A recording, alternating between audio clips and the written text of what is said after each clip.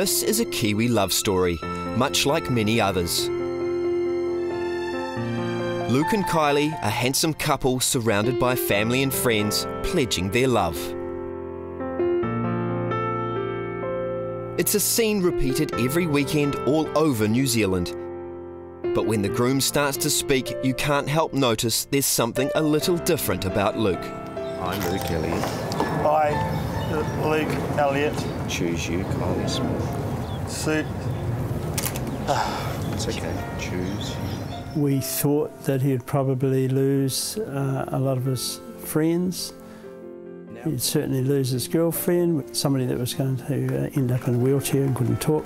Couldn't really believe that a girl at that young age would actually stick by her. We, as parents of Luke, said to her, you know, we understand. This is enormous for a young person like you, and if you feel that you need to walk away, we completely understand. But no, she stayed.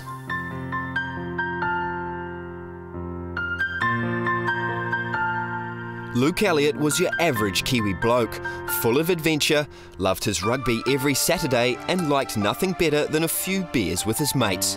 But one March evening, his world turned upside down. He'd been at cricket that night and been at work all day, and then we were just watching TV together, and I noticed he tried to sit up but he couldn't.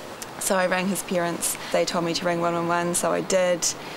And I kind of noticed that it was just one side of his body, and my auntie's had a stroke, so I sort of thought, oh my goodness me, I think it's a stroke.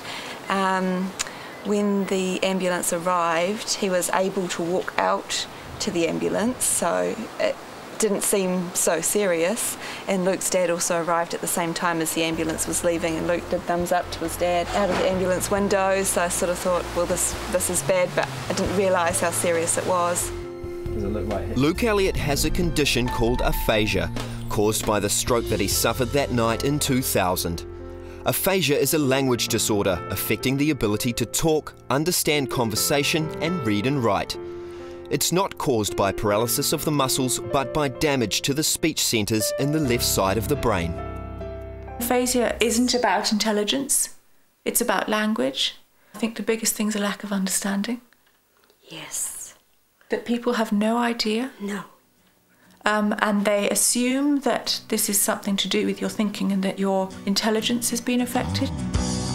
Today you will meet 4 people living with aphasia: Luke, Barbara, Ian and Roger. These are their stories. Barbara's had an amazing life because she was out in Ecuador working as a PA for a missionary organisation. There was radio associated with that, wasn't there? And a hospital. Yes. Barb, I think, was quite involved with some of the organisation and administration for the hospital in Ecuador. Yes. And you did that for... was it 16? 16 years, yes. Yeah.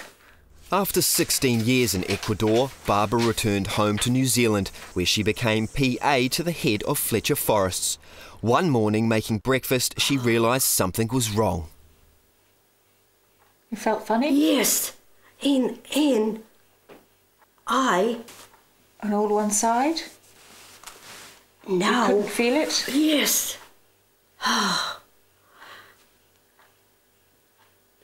Bed. You went back to bed? Yeah. What? I don't know. Didn't know what was happening? One of your work colleagues came round because Barbara hadn't turned up to work. Yeah. And I guess that was so unusual. She came round and they broke the door down. Yeah. Ian Marshall is a man who knows all about physical fitness, a keen cyclist and an expert in remedial therapy and sports massage. Biking. Oh, well, that's part of my life. Last year he did 10,000 k's on his bike. In terms of recreational cycling, it's more mileage than we put on the car in a year. 3, 4, 5 hours sometimes. After returning from the UK in 1992, Ian set up his own massage practice. Being physically fit, Ian never imagined for a moment that a major illness was about to change his life. In late April of 1994, Ian had a migraine for a number of days, And on the Sunday morning, Ian woke up and said that the pain was really, really quite severe in his head. And he was talking normally at that stage, except that he got two words mixed up, which triggered in my mind that there was something not quite right. He was trying to explain I, and he said 8. And that's what made me think that this is not quite right. So this was about sort of like 3 o'clock in the morning. So I said, well, come on, get up, let's, I'll take you through to the hospital. It was after we got to the hospital, he actually lapsed into a coma. Ian was in a coma for 5 days, and we didn't know what the outcome of that would be. Roger Brown is a successful businessman with years of experience communicating with top-level management.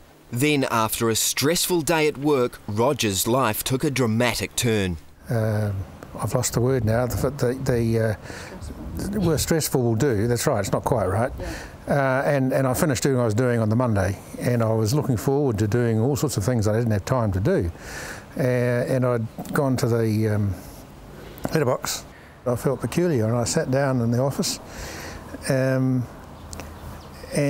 I just couldn't see. I discovered that I couldn't actually use my hand, and eventually, slowly, by piece, it came back together, and I could grab the telephone and push the button. Roger's partner Sue came home and drove him to hospital. And realised that I wasn't actually making any sense, because they'd start off by saying, what's your address? And I couldn't do that. I can write it down, I said. And I looked at this and I got a collection of stupid letters, basically. That was really the start of the whole process. It was incredibly tough, not being able to find out what his thoughts were, and wondering if he was in pain or what was going through his mind. I know Kylie, his girlfriend, came in with a plastic board with numbers, and she had a message written on there. The message says, I love you. Luke's response was to level all the letters in a perfect line. We gradually realised that he probably couldn't read it anyway, and there was no way that he could spell out words. For aphasia sufferers, Luke, Ian, Barbara and Roger, the physical effects of their strokes varied greatly, as did the recovery of their language. Well, it was pretty tough. I remember the nurse, when she knew that he'd played rugby, she said, well, he'll never play rugby again. And in my mind, I thought, well, why not? But the reality is he won't. And that was huge. Very hard. He was majorly paralysed, hemiplegia down the right side of his body. We realised that this was major, and his life, everybody's lives in the family is going to be changed forever. Barbara had a severe stroke, and she was in hospital for about 3.5 months in total. Single. Because she lived on her own. She was still too disabled. She had too many difficulties with her communication and also with her right side using that, so she went into a rest home. First up, I actually couldn't even make a word. I couldn't form a sentence. I mean, some people get aphasia, which is mild, but my one was severe. I think they said at some point it was as severe as it gets. And I was very lucky that I didn't have any physical disablement. I'd much rather have a disabled piece than have lost my language, because it's so important. All 4 undertook speech therapy to help them with their recovery. So he had speech therapy and he had physio, and that was 3 times a week for each. So for the next year or more, we spent transporting Luke backwards and forwards to rehab. Brian is delivering the speakers to the girl. Fantastic. Luke treated it as his job, really. That was his job, to work on his rehab. He was always very motivated and was happy to do it. But initially it was really hard because we were dealing with an awful loss. You know, we'd lost the son that we'd had, sorry. And we had to come to grips, really, with the new son that we now had. I mean, that sounds really dramatic because there's a lot of Luke still there. You know, Luke is still him and it's still Luke. But Luke's had to deal with all of this, but the family also has to deal with the loss of his physical ability. The loss of his speech was just enormous. the loss of sort of a self-identity, I suppose. You know, it had changed.